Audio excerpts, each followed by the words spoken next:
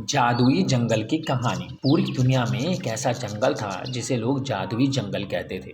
वहाँ के पेड़ पौधे, जानवर, प्राकृतिक सौंदर्य ने हर किसी को मोहित कर दिया था। इस जंगल में अनेक प्रकार के जानवर रहते थे जो अपनी विशेषताओं से प्रसिद्ध थे। यहाँ के पेड़ बहुत ही जादुई थी और उन पर लगे फल इच्छाओं को पूरा करते थे। ये कहानी है एक जादू से भरे जंगल की। जंगल में रहने वाले एक बंदर जिसका नाम जग्गू था, वह खाने की खोज में दौड़ता रहता था। एक दिन उसने जंगल के दूसरे कोने में एक चमत्कारी पेड़ की खोज की।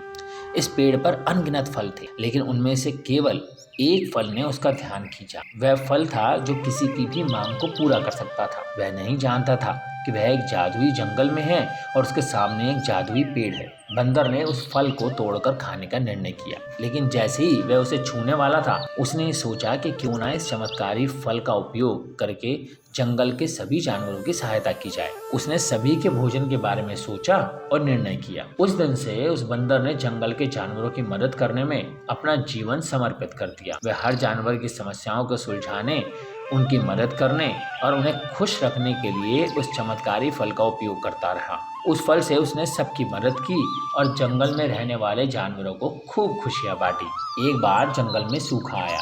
सभी पेड़ पौधे सूख रहे थे और जानवरों को भूख और प्यास की समस्या हो गई थी। उन्हें खाने के लिए कोई भी खाना नहीं मिल रहा था। बंदर ने फिर वही चमत्कारी फल उठाया और उसकी मदद से जंगल के जानवरों की भूख और प्यास को दूर किया। बंदर ने सभी जानवरों को समझाया कि वह जंगल की सुरक्षा और जंगल की खुशहाली के लिए मिलकर काम करें और पेड़ पौधों की रक्षा करें। वह चाहता था कि सभी जानवर जंगल का सम्मान करें और एक दूसरे की मदद करें, क्योंकि पेड़ पौधे ही हमें जीवित रखते हैं, हमें खाना देते हैं, ऑक्सीजन देते हैं और हमें उनकी सुरक्षा करनी चाहिए। बंदर ने सिखाया कि जीवन में चमत्कार है, लेकिन उन्हें समझने और सही तरीके से उपयोग करने की कला महत्वपूर्ण होती है।